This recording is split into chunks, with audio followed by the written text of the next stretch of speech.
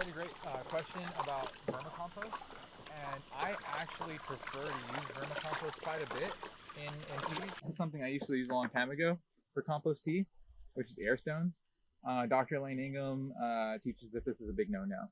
Basically, all these little pore spaces, the biology will actually grow inside your air stones. They'll create these organic glues, and they'll create almost like these little mini rooms sealed off from oxygen, and then you could create a future contamination in your tea. So this could maybe cause E. coli to happen. So you really want to avoid using air stones. They're great for fish, but they're not so much great for compost tea. They might work in the beginning a little bit, but you can't clean the inside. Even though people swear, they're like, oh, you can use this, this, and this. You can never thoroughly be sure that every single pore space is cleaned inside these air stones.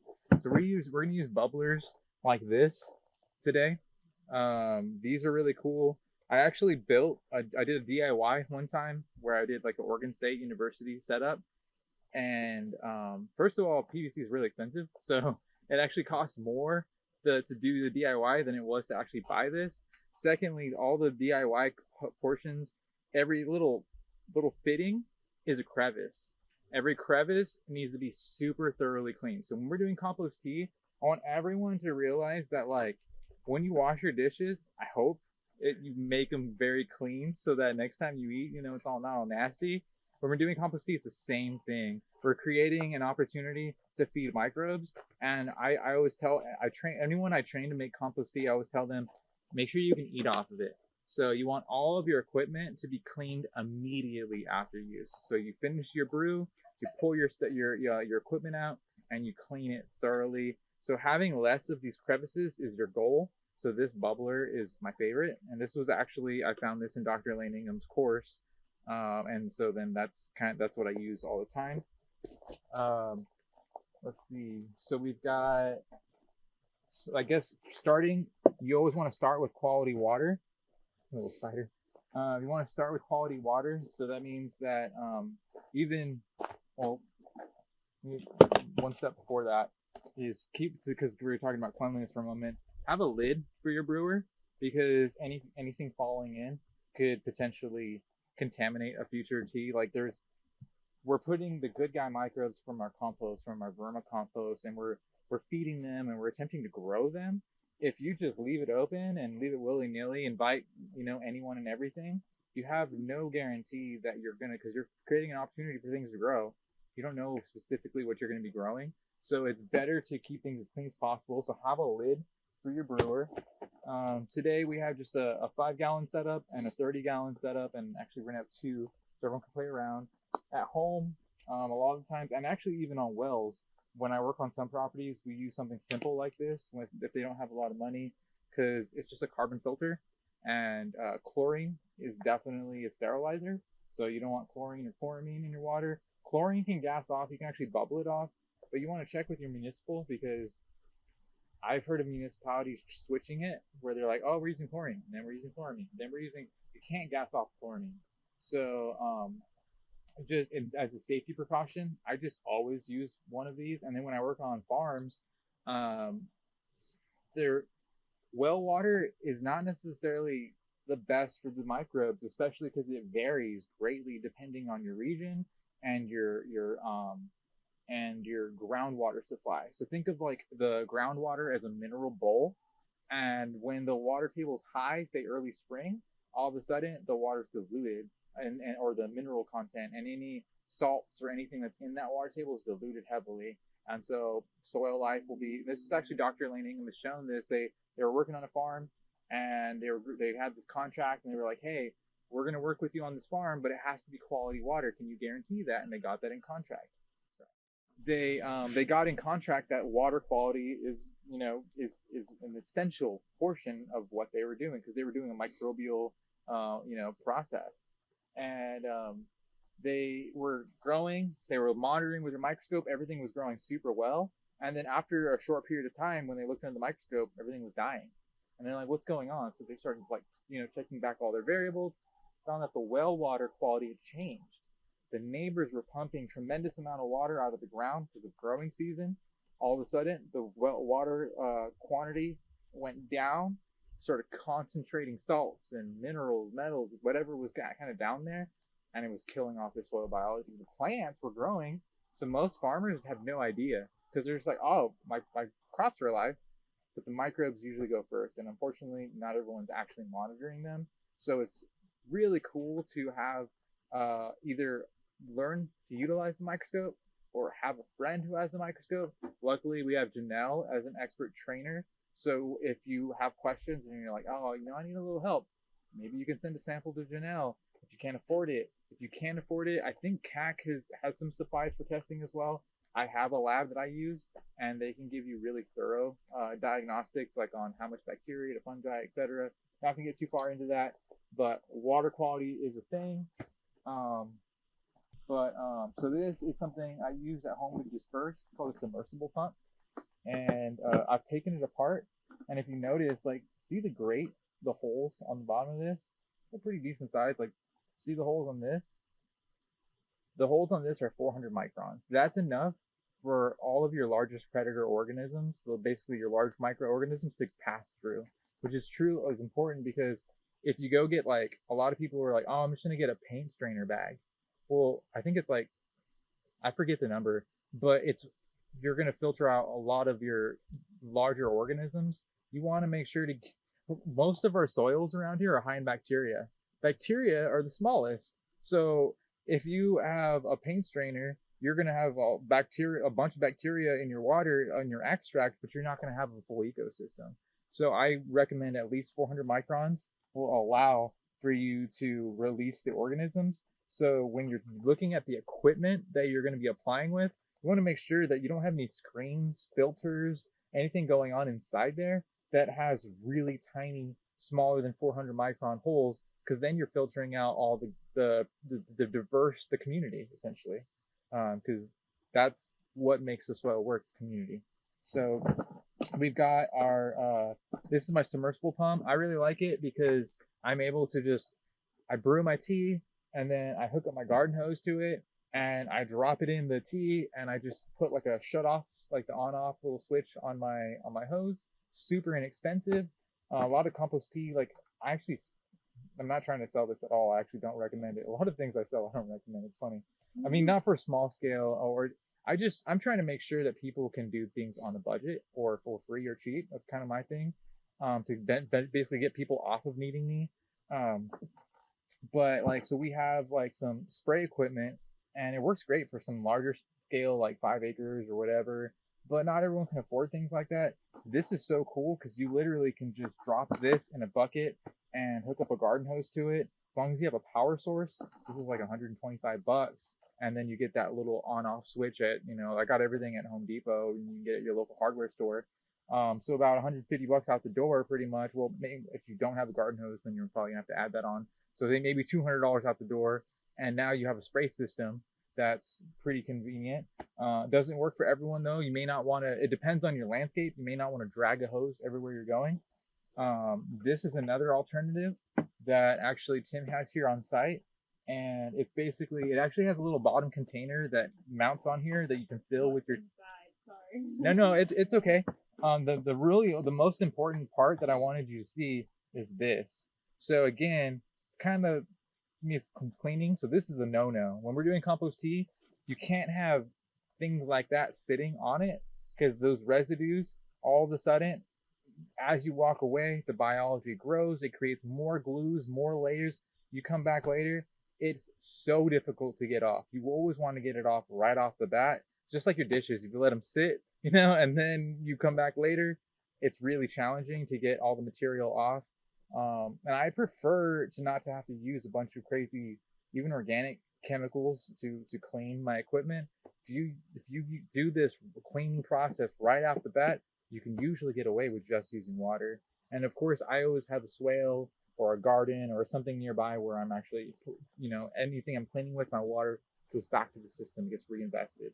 But what I wanted to show you on this, and it's kind of hard to see because it's kind of caked up, but if you get the opportunity to come up and check it out, it's got some holes in here that are larger than 400 microns. That's the only filter on this machine. And then the nozzle is adjustable, and you can make it from fine mist to a little bit less of a fine mist. Obviously, as you open the nozzle up, you're opening up the pore space and you're allowing for the larger organisms. So you always want to make sure that you're not focusing on too fine, because if you have too much fine components within your system, you're filtering out microbes. And something that's really cool. So we're going to show you extracts and tea. This is something I actually got for home. It's called a Venturi fertilizer injector, and it just got this really interesting shape about it. So you can run this in line with your irrigation, and we do this a lot with the ag that we work with.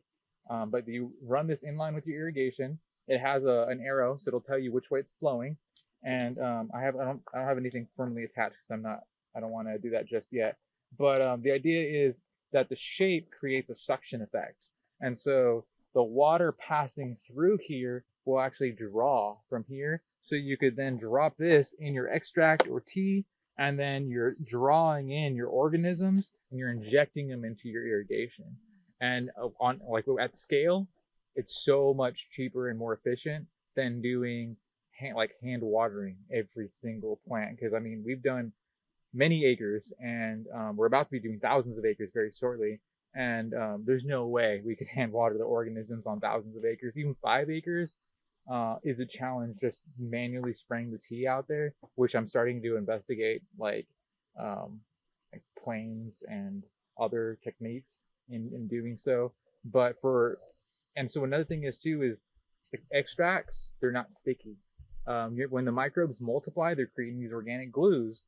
The extracts have a limited amount of organic glues in them, because you're essentially ripping the organisms off of the compost, and whatever glues come with them is what you get. When you do a compost tea, you're multiplying a tremendous amount of organisms, which creates a lot more organic glues. So we have almost like this adhesive type material. I don't like, even though it's people do it and they say you can clean your nozzles and do all this. My irrigation, I'm really particular about. I do not want to clog irrigation because it gets really expensive to fix it. So my thing is, I'd rather just make sure that we're not damaging irrigation. So we do extracts only via irrigation, and then we do compost teas as a tool, as an adhesive to spray the organisms onto the plant surfaces. So leaves, stems, branches, etc. All parts of the plant are, I think you learned the word exudates recently. It's just the plant sweat, the carbohydrates, the sugars, the proteins, the grocery stores. All plant surfaces have grocery stores essentially. This is a great So this is a great way to get the organisms into the root zone, into that root-based grocery store. The compost teas is a great way to get it onto the above ground grocery store setups. So the leaves, the stems, etc.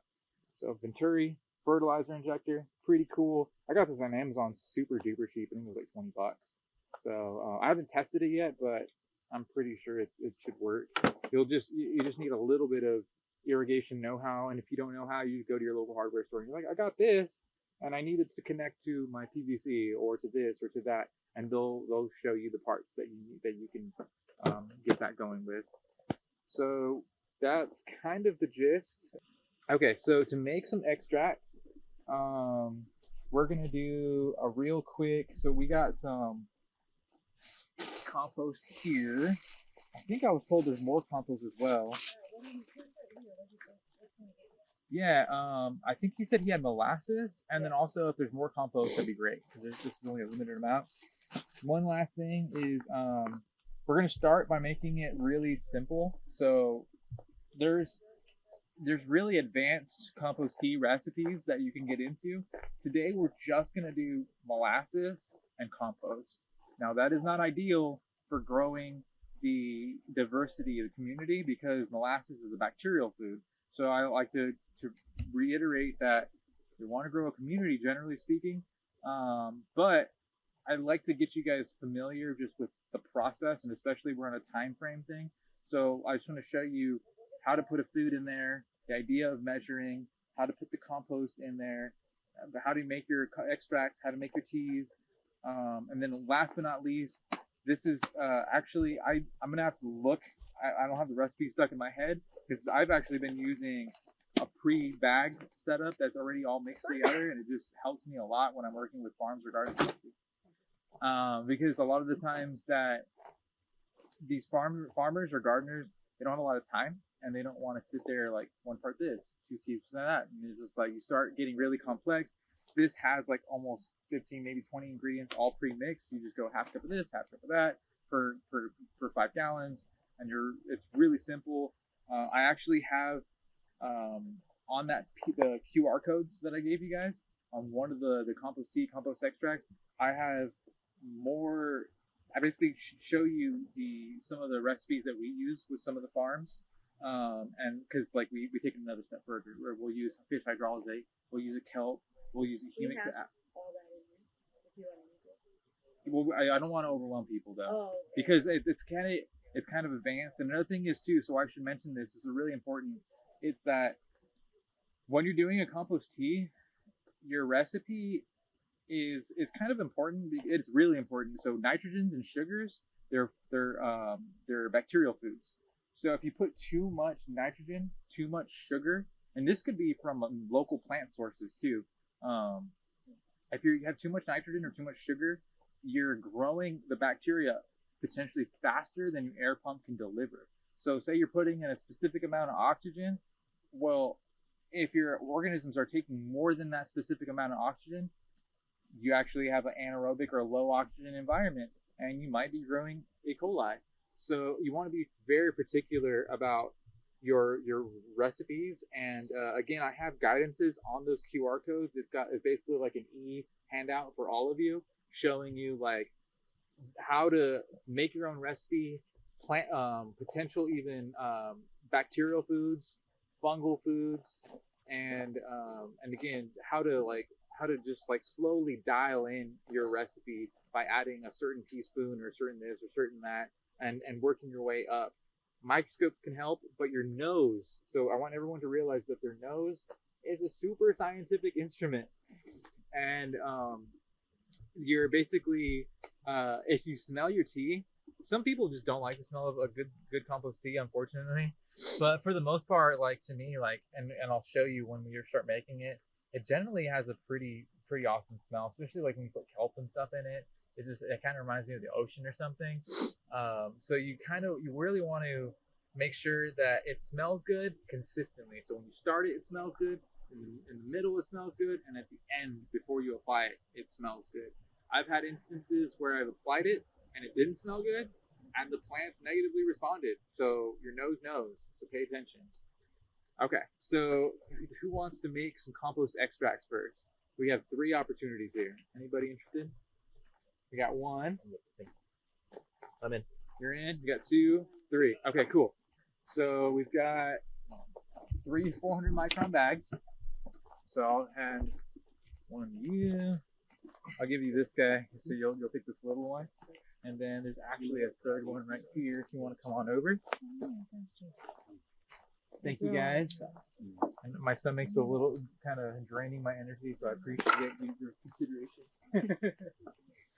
Okay, so to do an extract, it's pretty simple. I'm gonna pull this up just because, technically speaking, so with extracts, they don't have to be very exact. We're literally just extracting the organisms off the material. We're not growing them. So since we're not adding foods and we're not worried about multiplying the organisms and consuming too much oxygen, you can actually, the extracts are a lot more forgiving than teas. Teas you want to measure super specifically.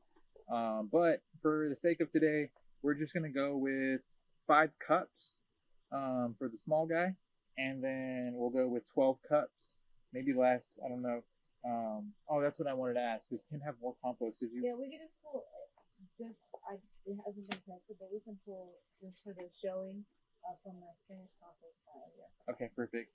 So we'll do 10 cups here. We'll do 5 cups there. And if you notice, that's not very scalable. So as you scale up in brewers, it's not actually linear. So you might need more compost to extract for a small container as opposed to a large container.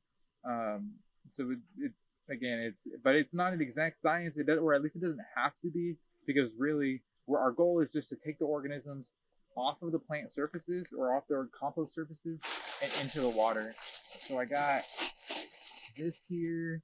Where's my measuring cup? There it is.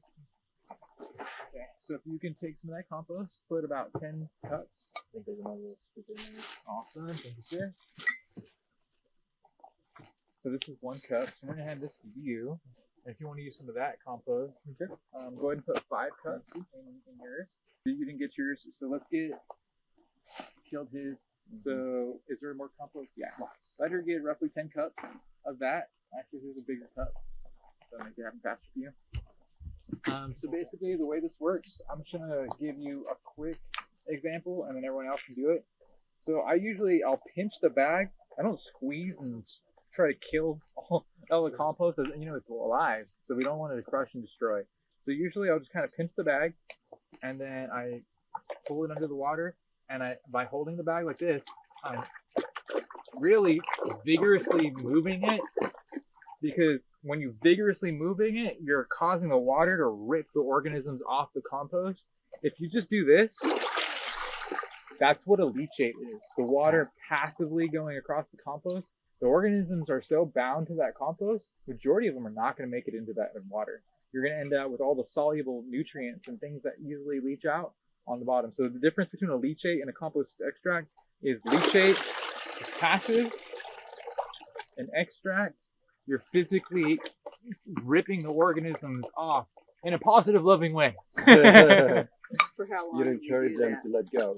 Yeah, so by hand, this is about 30 seconds. So here you go, man. I'll let you do this. So you do this for about 30 seconds. If you were to actually do this with your bubbler, which you totally can do it with, it's about 30 minutes. So you can do it faster by hand, but not everyone has the opportunity to do it by hand. I actually really appreciate it. I put it on my face. As long as you make sure, I mean, obviously, Janelle checked it out and it was clean quality. It didn't have any, horrible microbes in it. At home, I use all lab tested compost because I don't make a lot. I make static compost. It's like a really cold, slow process. And, great, yeah, if you count out roughly 30 seconds, then you're pretty much have made an extract, and you can see we've changed the color of the water. So a lot of the nutrients and it's really the humics and the fulvics that are creating those browns and golden colors, kind of like that dark, 70% cocoa color is what we're talking about. So while he's doing that, let's make a quick tea. So can you do another, like say 12 cups of that compost? Go and invert that.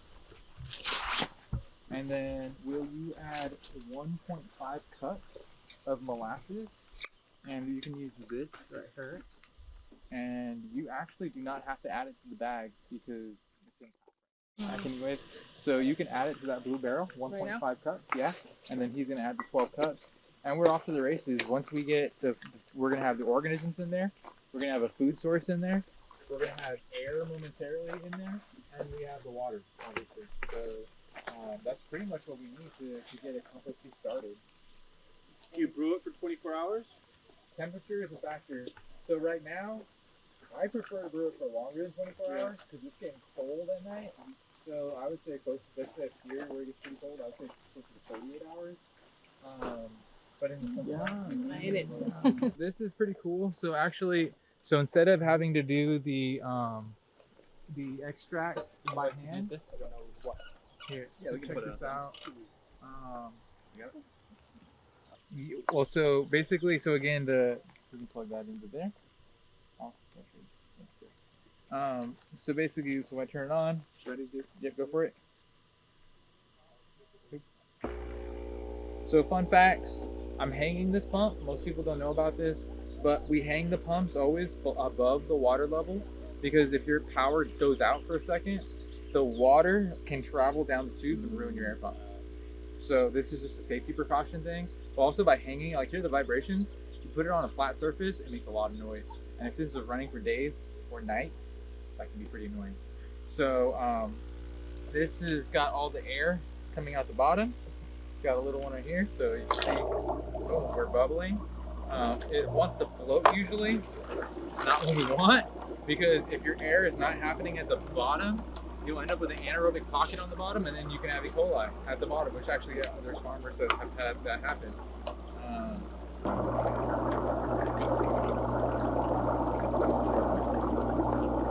And then it's connected here. See, that's what part of the Cool Compost is about, being innovative. There it is. Okay, thank you, buddy. So, No. yeah. So, you guys know. It in there? Yeah, so you noticed last time you made the extract by doing it by hand. This time we're gonna let the bubbler do the extract. So literally you just take the compost, you have this ring here, you hook it up, and you make tea. So we've got the organisms in the compost that that was locally produced. Then we've got the foods. Again, it's a very basic molasses. I definitely recommend, if you're gonna keep it basic, I would actually recommend more fish hydrolysate or fungal food, which again, the QR code has the fungal foods listed because that's the community that's missing, generally speaking. And then if you want to expand your recipes, you can always add over time. But to keep it simple to start, the main thing is get used to it, get used to your equipment, make sure that you're comfortable with the cleaning process, which is one of the most important factors, and smell it. So, right now it smells like molasses. So in the future though, when it's done, it shouldn't smell like molasses because it's been consumed by the bacteria. But you want to be able to make sure when you walk up, it doesn't smell like, oh my God, that is off-putting. Because if it's off-putting, it's a bad sign. You don't need a microscope to tell you that it's bad. Your nose knows. Everyone got to learn some really cool ways on how to apply your organisms. And again, if you have any questions, feel free to reach out. Let me know, what region you're from, what site you're from, and I'm here to help. Thanks, man. Thanks, everybody.